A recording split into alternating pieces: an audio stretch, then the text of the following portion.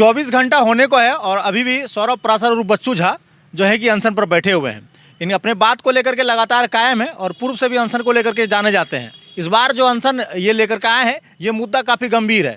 जिस विवाह भवन में गरीबों को 1000 से 15,000 तक में शादी करने का या फिर अपने फंक्शन को अटेंड करने का मौका मिलता था, अब उसकी कीमत जो है वह लाखों में चली जाएगी। लाखों में क्यों चली जाएगी वो हम सबसे पहले सौरभ पराशर से जानते हैं। बिल्कुल अनुज जी, आपने सही कहा। और ये कहीं ना कहीं जो है नगर के गरीबों के साथ अत्याचार किया जा रहा है। ये योजना जो आई थी, ये जो विवाह भवन बना है, गरीब गुरबा के जो है, चाहे मिडिल क्लास फैमिली का हो, वो लोग अपना बेटी का फंक्शन कर सके या घर का कोई फंक्शन कर सके, जहाँ नॉमिनल 15 से 20,000, 20 से 25, 30,000 तक लगता था। लेकिन अब क्या होगा, किसी को अगर दे दिया जाएगा, आप हाल में देख लीजिए तुश्तिया इनको देख लीजिए, वहाँ पर आप खाना खाइए क्या रेट पे लगेगा। तो गरीब वहाँ तो तुश्तिया जा नहीं सकता है, वहाँ तो हाई फाई का जो है फॉर्चुनर वाला जा सकता है, 800 वाला तो जा नहीं सकेगा वहाँ पर। 800 वाले के लिए या मोटरसाइकिल वाले के लिए, साइकिल वाले के लिए वो है जो सांसद महोदय जी ने दिया। ये अथक प्रयास किया उन्होंने। उनका मैं उनके पार्टी का नहीं, मैं उनका, ठीक है, हमारे सांसद हैं तो उनके बारे में बताना है कि वो गरीब का योजना सोच कर दिए थे। वो नगर परिषद को दिए कि रख रखाव के लिए दिए, वो उनको बेचने के लिए नहीं दिए थे। तो मैं आग्रह करता हूँ आपके चैनल के माध्यम से सांसद महोदय जी से कि आप इस पर संज्ञान लीजिए और संज्ञान लेकर इस जो बेतुका जो नियम 20 साल का लगाया गया, किसी को 20 साल लीज पर दिया जाएगा, ये एक बेतुका 50 लाख की राशि आप सिक्योरिटी मनी किसी से जमा लेकर उसके बाद तब उसको बोलने का अधिकार दीजिएगा। तो कहीं ना कहीं जो है ये किसी खास व्यक्ति को लाभ दिलाने का एक षड्यंत्र रचा जा रहा है, जिसमें कि इसका जो है नगर परिषद के तमाम अधिकारी इसमें मिली भगत है। अभी क्या कहिएगा इस पूरे मामले, जैसे कि आपने कहा कि एक सप्ताह बढ़, अभी जो है कि खबर निकल कर एक सप्ताह बढ़ गया है, उसको लेकर के क्या कहिए? देखिए, एक सप्ताह बड़ा है, उसमें कोई चेंजिंग नहीं हुआ। हमारी मांग क्या है, ये रद्द होनी चाहिए। ये निविदा बिल्कुल गलत है, किसी न्याय संगत नहीं है। हम आग्रह करते हैं, हमारी मैडम भी उपाध्यक्ष मैडम यहाँ पर बैठी है, ये भी बोर्ड की सदस्य है। मैं इनका आग्रह करता हूँ कि आप बोर्ड में इसके लेकर धरना दीजिए, इसके लेकर बैठिए, इसका कड़ा विरोध कीजिए। मैं आप ये गरीबों के हक के, आप जितने भी जनप्रतिनिधि गोड्डा में हैं, सभी लोग कहते हैं गरीब कंबल बांटते हैं गरीब को, गरीब के बेटी की शादी में 5,000 2,000 मदद करते हैं। ये मदद करना नहीं, उसका अधिकार से वंचित करना हुआ। बहुत मुश्किल से सरकार का कोई योजना आपके बीच आता है और उस योजना का शोषण होना, गरीब को गरीब बना देना और अमीर को अमीर बनाने के लिए अधिकारियों के मिली भगत सी हो रहा है। तो इसको बंद करने के लिए हम जैसे युवाओं को और हमसे और भी जितना नगर के युवा बुद्धिजीवी वर्ग हैं, चाहे जिस जनप्रतिनिधि के हैं, जो भी व्यक्ति हैं, उसको आगे आना चाहिए और इस प्रथा को ख़त्म करना चाहिए। ये जो निविदा रद्द होनी चाहिए, 20 साल कहीं से जायज़ नहीं है। अभी इस समय जो है कि आपको 2 बज रहे हैं और 2 बजे जो है कि आपको 24 घंटा होने वाला है, तो अभी क्या कोई जो है अधिकारी आपसे मिलने के लिए आए या फिर आपके सुध लेने के लिए आए कि कैसी तबीयत है, क्या है, नहीं है, 24 घंटा होने को है? सबसे बड़ी बात अनुज जी बताते हैं, कल जब हम बैठे थे तो रात हो गई थी, रात कुहासा बहुत ठंड थी, लेकिन जब इरादा मजबूत होता है तो ठंड भी कुछ नहीं होता है। तो मैं बैठा रहा 11 बजे, तो Amit sir Don Bosco school निदेशक को इनको पीड़ा हुआ, दर्द हुआ देखकर। उसके बाद जो है माँ जादरी टेंट हाउस जो माँ जादरी टेंट अजय जी, उनको भी नहीं रहा गया, वो भी आए जैसे तो इन भी आए तो बोले कि जो भी खर्च है हम बेयर करेंगे, आप जो है तुरंत व्यवस्था कीजिए। वो व्यक्ति मोटरसाइकिल से अपना जो है ये जो देख रहे बांस बल्ला ये 11 बजे रात में लगाया। तो उस समय कोई भी नगर परिषद के कर्मी मेरे पास नहीं पहुंचे थे, ना सूद लेने आए, और आग जो लगाए एक ने ड्यूटी कर दिए। तो हम बैठे यहाँ पर आगजनी जो ठेला लगा हुआ है वहाँ पर जो है आग लगा के कि हाँ मैंने वहाँ पर अलाव का व्यवस्था कर दिया है, बच्चों जहाँ घर में पहुँचता होगा।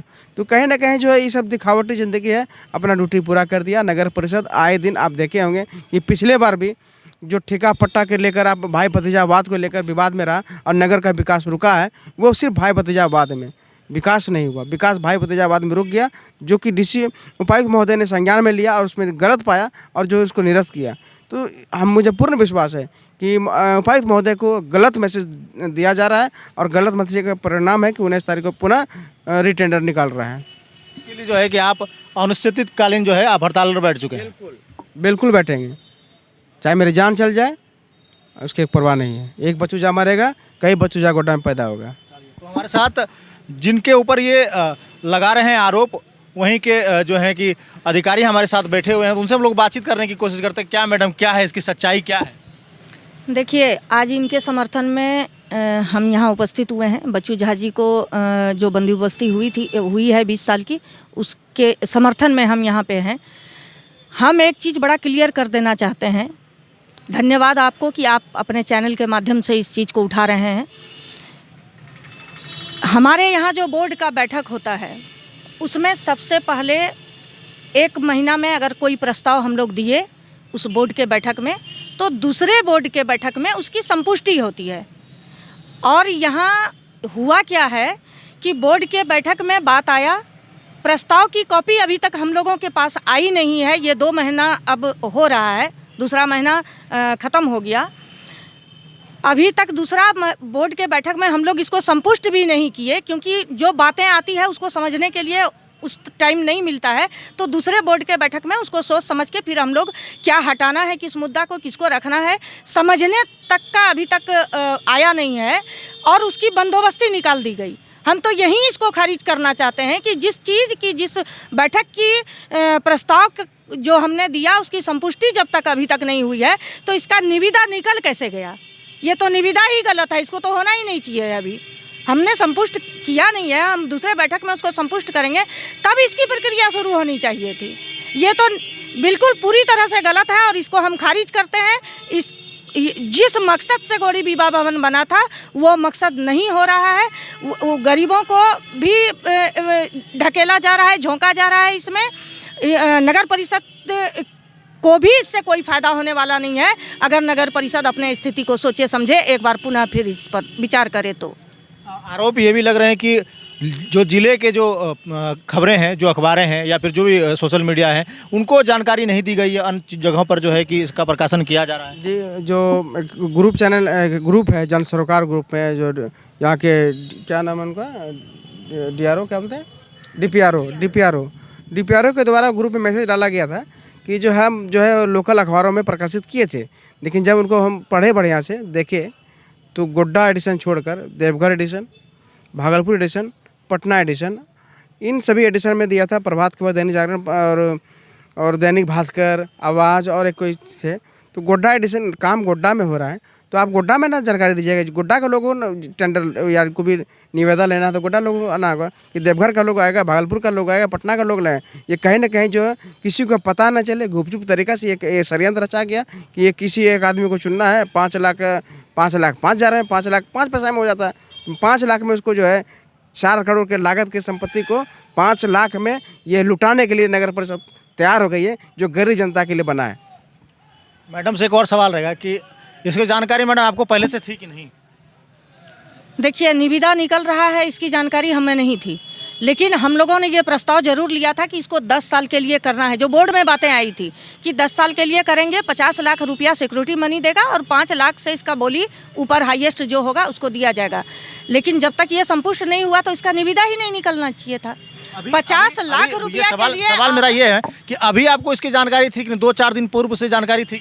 हाँ, ये जानकारी थी और हमने वहाँ नगर परिषद में मुर्तजा जो हमारे सिटी मैनेजर हैं उनको कहा भी था। पदाधिकारी को भी फ़ोन किया था, मनोज कुमार जी को, उन्होंने फ़ोन हमारा रिसीव नहीं किया था, न बाद में उन्होंने फ़ोन किया मुझे। तो हमने मुर्तजा जी से, जो सिटी मैनेजर हमारे नगर परिषद के हैं, हमने उनसे कहा था कि सारा चीज़ सेम रहने दिया और इसकी उम्र आपने 10 से 20 बढ़ा दी। ये हमको नहीं लगता है कि कहीं से सही हुआ है। इसको एक बार आप लोग सोच लीजिए और एक बोर्ड मेंबर को भी पहले इसकी जानकारी होनी चाहिए, उसके बाद इसको कीजिए। ये हमने उनको कह दिया। आपने उस समय इस तरह की आवाज़ क्यों नहीं उठाए और आज आपको ऐसा क्यों करना पड़ गया कि आपको बच्चू झा का समर्थन करना पड़ गया? देखिए, बच्चू झा जी भी तो आ जाना चाहिए था ना। बच्चू झा जी का समर्थन आपने देखा होगा कि न्यूज एक्सप्रेस के माध्यम से हमने इन बातों को रखा है और हमारा एक बड़ा साफ सुथरा सवाल है और जवाब भी कि जिस चीज़ को हम लोग लाते हैं उस चीज़ को बगैर संपुष्ट किए अगर गलत तरीके से करते हैं तो ये नियम ही गलत है। जो बंदोबस्ती उन्होंने निकाली है ये पूरी तरह से गलत है। इस संविदा को ही ख़त्म करना चाहिए, नहीं होना चाहिए जब तक हम लोग इसको संपुष्ट दूसरे बोर्ड के बैठक में नहीं करते हैं।